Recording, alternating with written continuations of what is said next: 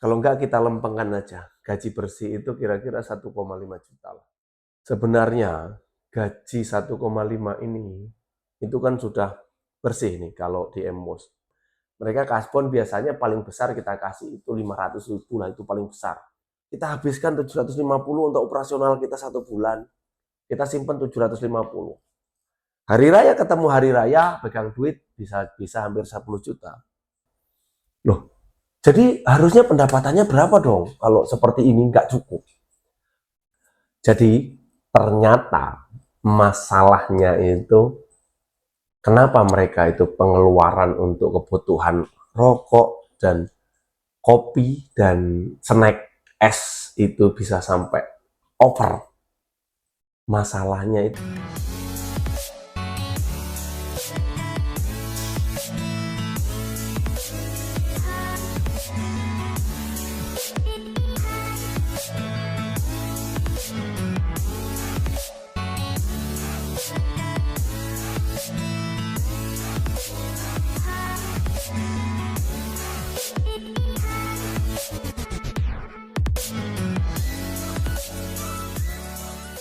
Oke Master, jumpa lagi dengan video Chris Emos. Kali ini ada sesuatu yang menarik yang mau saya bahas, masih tentang karyawan cuci mobil. Tapi saya mau komentari dari aspek pendapatan.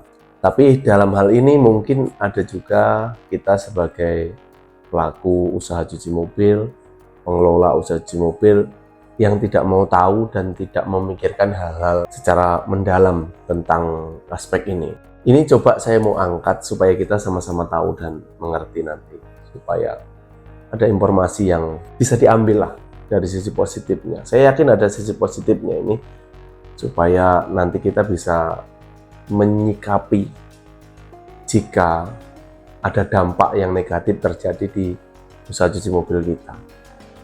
Karena kalau kita biarkan hal ini, sebenarnya ini akan berdampak juga pada jalannya operasional cucian mobil kita. Apakah memang ya ada dampaknya? Saya berpikir berdampak sih kalau memang kita biarkan terus-menerus dan banyak yang mengalaminya. Apa sih sebenarnya yang mau kita bahas ini tentang gaji? Nah, mungkin bisa di subscribe dulu channelnya Chris Emos, terus nyalakan lonceng notifikasinya. Like, comment, share, bagikan sebanyak-banyaknya kepada rekan-rekan Anda. Karena hanya di channel ini yang membuka sisi lain tentang cuci mobil. Hal-hal yang tidak biasa dibuka, hal-hal yang tidak pernah diekspos tentang cuci mobil, di sini dibuka semuanya. Di channel inilah dibuka semuanya. Hal-hal yang mengkhawatirkan, yang kira-kira resiko-resiko tinggi tentang usaha cuci mobil, semua dibuka di sini. Motifnya bukan supaya Anda tidak jadi buka usaha cuci mobil, bukan. Apalagi ada yang berkata, ini Emos takut kesaingan. No, motifnya bukan itu.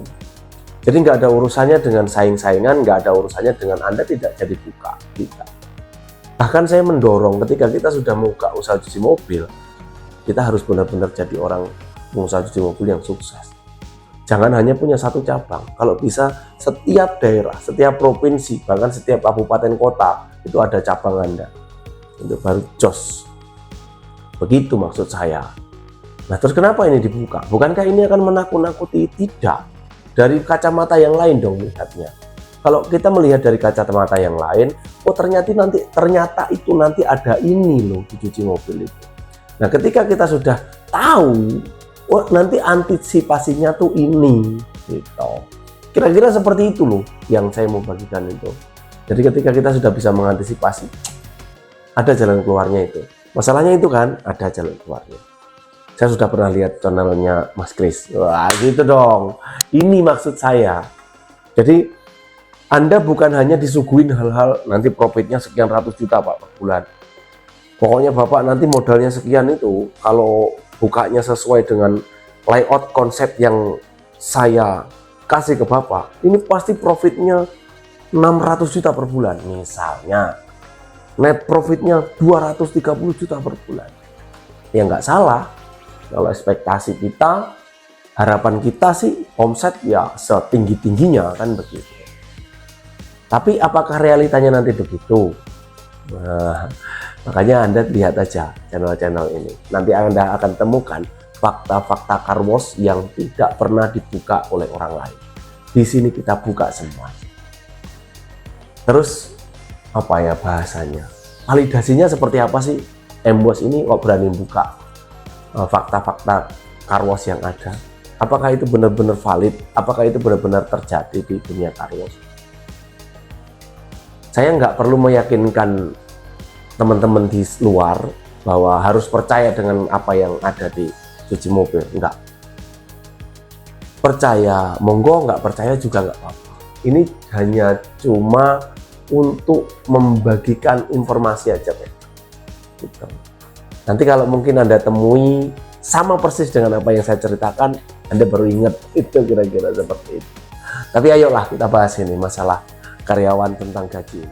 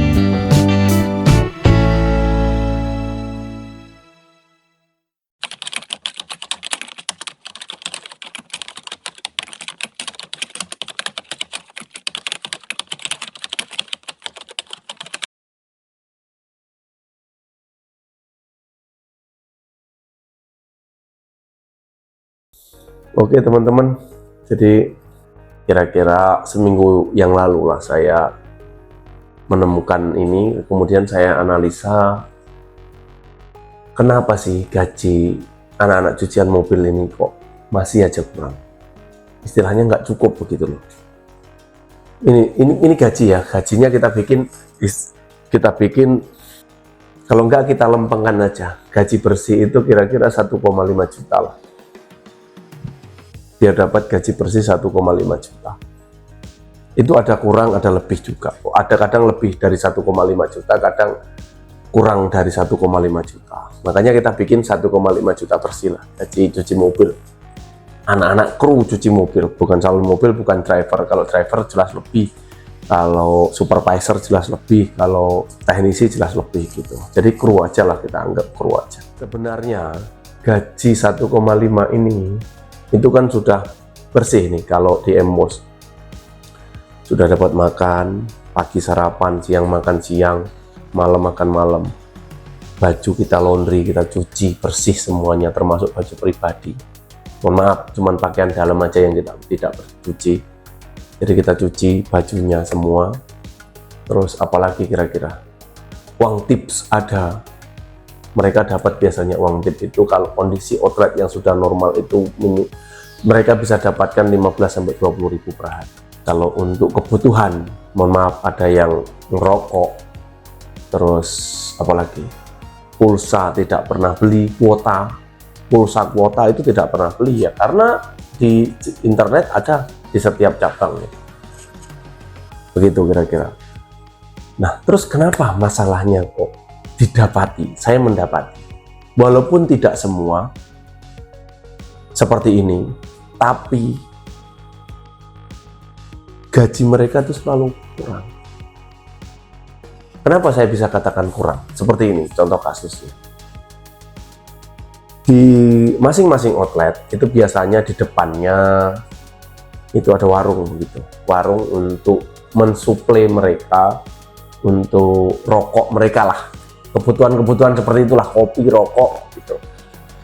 Nah, satu orang itu biasanya ada yang minus loh. Jadi 1 bulan misalnya, 1 bulan mereka itu polanya seperti ini. Tanggal 15 itu ada istilahnya KB, kasbon. Tanggal 15 itu ada istilah kasbon. Mereka kasbon biasanya paling besar kita kasih itu 500 ribu lah, itu paling besar. 500 ribu. Oke, mereka ngambil yang limitnya paling gede lah, 500 ribu. Ini saya kategorikan yang memang nggak cukup ya. Yang nggak cukup kita bahas terpisah nanti. Anak-anak yang gajinya nggak cukup itu ambil kasbon itu yang paling besar. Kira-kira seperti itu, 500 ribu. Nah, itu dihabiskan pada masa tanggal 15 sampai tanggal 20. 5 hari itu sudah habis. Kira-kira. Saya nggak tahu kebutuhannya apa, tapi itu dihabiskan begitu kira-kira. Ya mungkin mereka pengen makan enak, kita berpositif aja lah. Uang itu bukan untuk yang aneh-aneh. Mungkin mereka mau jalan itu ke tempat-tempat wisata lah contohnya, atau mungkin mereka ada yang nonton bioskop gitu. Kita berpositif aja, uang itu digunakan selama 5 hari atau paling lama 10 hari lah, dari tanggal 15 atau sampai tanggal 25 itu sudah habis, begitu kira-kira. Nah, terus harusnya masih ada sisa 1 juta lah, kita asumsikan 1 juta itu. Nah, mereka itu kadang punya utang di warung itu, kalau di loss tanpa dibatasi itu bisa lebih 1 bulan untuk mengcover kopi, rokok, dan apa ya, snack, jajan-jajan gitu, makanan-makanan ringan gitu loh. Jadi mungkin mereka sudah dapat makanan pokok, nasi, lauk-lauk, sayur mayur, tapi mereka masih pengen nyemil, makan es ini, pop mie, es apa dan lain sebagainya. Nah, jajan-jajanan, goreng-gorengan kayak gitu. Itu kalau di loss itu bisa 1 juta. Dan ini real, ini terjadi gitu loh. Jadi harusnya pendapatannya berapa dong kalau seperti ini nggak cukup? Menurut pendapat saya pribadi, gaji 1,5 bersih itu harusnya sudah bisa nyimpen minimal 1 juta. Atau enggak lah, kita bikin 50-50 aja lah. Kita habiskan 750 untuk operasional kita 1 bulan. Kita simpen 750. Hari raya ketemu hari raya, pegang duit bisa hampir 10 juta. Begitu kira-kira.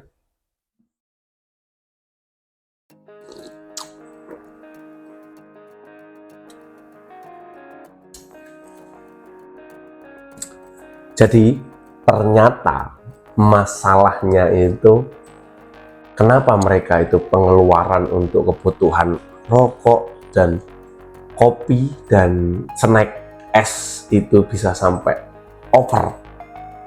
Masalahnya itu mereka itu senang bergadang. Ini saya pelajari loh. Mereka bekerja itu kalau di cuci mobil itu satu shift itu biasanya 8-10 jam. Mereka tidur itu paling lama 4 jam. Jadi ada 10 jam lagi itu digunakan untuk bergadang gitu kira-kira. Kira-kira seperti itu. Ini analisa saya. Mereka banyak nggak tidur. Mereka banyak. Nah, logikanya nih, logikanya. Ketika mereka nggak tidur, mereka itu butuh kopi, yang namanya rokok. Nah, manusia normal, orang-orang yang bekerja normal, ketika pagi bekerja, atau mungkin shift malam lah. Shift malam bekerja, paginya kan harusnya tidur, dipakai untuk istirahat selama 8 jam. Atau bahkan lebih lah, kalau masih anak-anak muda itu masih bisa tidur di atas 8 jam, masih bisa. Selama tidur kan pengeluaran nggak ada nih. Asap rokok tidak terjadi, kopi tidak ada. Yang wajar lah, wajarnya orang ngopi waktu bekerja itu berapa sih? Berapa gelas sih? Paling 1 gelas, 2 gelas. Rokok paling banyak 5-10 batang. Begitu kira-kira. Karena mereka pekerja kasar kan. Kita sebagai cuci mobil itu pekerja kasar. Dan dilarang bekerja sambil merokok. Misalnya nih, rokok di sini terus sambil nyemprot, sambil ngelap kan nggak boleh. Jadi alasan untuk menghabiskan rokok itu nggak ada sebenarnya. Untuk banyak konsumsi rokok itu nggak ada. Karena saat mereka istirahat, jeda habis makan, nah itu baru bisa. Kira-kira seperti itu. Ini setelah anak saya analisa, oh di sini masalahnya. Kegiatan pergadangan ini, bergadang ini, inilah yang menghabiskan segala sesuatunya. Di situ menghabiskan kopi, di situ menghabiskan rokok, di situ menghabiskan jajanan, semuanya di situ. Masalahnya, mereka bergadang itu bukan kosong, jadi sambil main game, sambil teleponan, ya itu pastilah. Kalau nggak diisi mulutnya, ya mereka tidur. Jadi dimulainya dari mana dulu nih? Dari objeknya dulu, game dulu. Game diimbangi dengan kopi. Begitu kira-kira. Jadi 1 gelas kopi misalnya dibikinkanlah sekarang 4.000. Selama 1 malam-malaman kalau sampai jam 4 pagi itu mereka minimal butuh 3 gelas kopi. atau oke lah 2 gelas lah. Nggak usah banyak-banyak lah ya. 2 gelas kopi begitu. Nah setelah 2 gelas kopi ini dihabisin, rokoknya itu minimal ya 10 batang lah malam. Bayangkan kalau itu terjadi setiap malam. Itulah kenapa gaji itu jadi kayak merasa kurang. Padahal menurut saya, asumsi saya pribadi, gaji segitu cukup. Ini saya ceritakan pengalaman saya. Ketika saya dulu kerja di cuci mobil awal-awal, tahun 2008-2009. Kenapa saya dulu nggak cukup? Karena memang uang makannya 8.000, gaji saya 400. Sementara saya harus bayar kontrakan 200.000. Uang makan 8.000 ini untuk transport saya. Nah itu nggak cukup itu. Nah sementara di era modern, cuci mobil di era modern ini, tempat tinggal dikasih, nggak perlu transport, tidak perlu ngontrak, mes dikasih, tidak perlu uang makan. Uang makan dijamin 3 kali, tidak perlu sabun untuk beli sabun cuci, baju dicuciin. Masih minus. Ini saya rasa bukan sistemnya yang salah, tapi individunya. Nah, jadi mungkin ya, kalau kita nanti bisa mengantisipasi ini, pendekatannya itu secara santai, pendekatannya bisa bicara dari hati ke hati. Merubah orang itu tidak bisa kamu harus begini, kamu berubah jadi begini, enggak.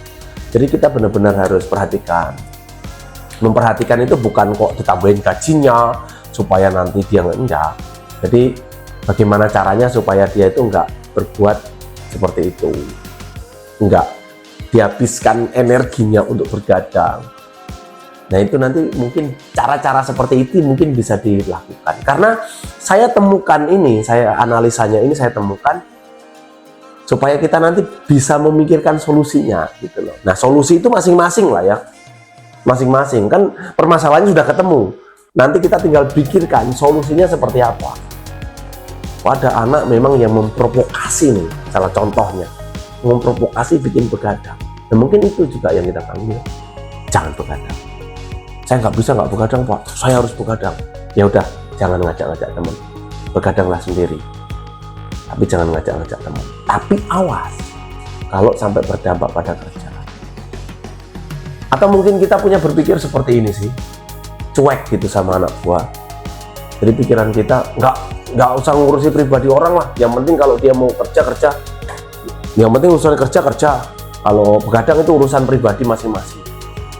Saya meyakini dan percaya bahwa ketika orang begadang dan orang tidak begadang itu hasil kerjanya beda.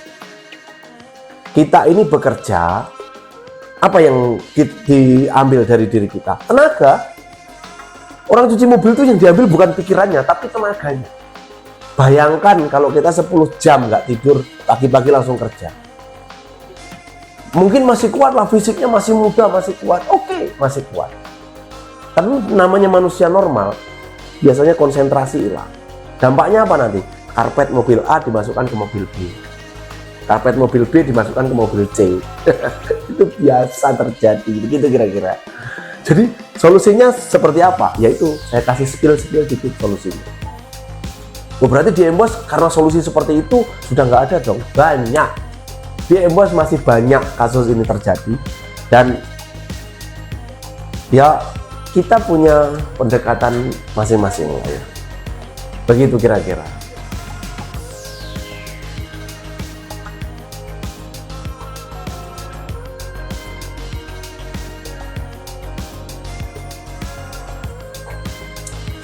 Oke, Moser, mungkin itu saja video kali ini.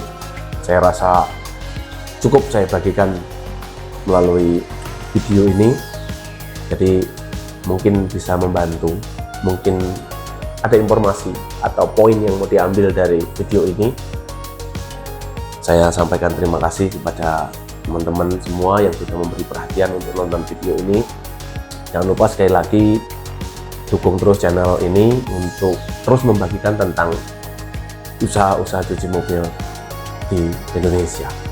Dan saya berharap semua pengusaha cuci mobil di Indonesia tidak ada yang kalah, tidak ada yang sampai usahanya mandek, mangkrak, dan dijual alat-alatnya. Jangan sampai. Kita sebagai pengusaha cuci mobil harusnya ekspansi, banyak lagi cabang kita. Nah begitu. Terus prakteknya kalau misalnya kesulitan, ya kita terus belajar, gali terus pemahaman melalui usaha cuci mobil, belajar kepada yang bisa, belajar kepada yang ini, mengatasinya, diaplikasikannya di tempat kita tuh bagaimana, itu nanti bisa dipelajari semuanya sih. Ya, terima kasih sekali lagi sudah terus support channel Chris Embos. Sampai jumpa di video-video selanjutnya. Dan Embos tempat yang tepat untuk merawat mobil Anda.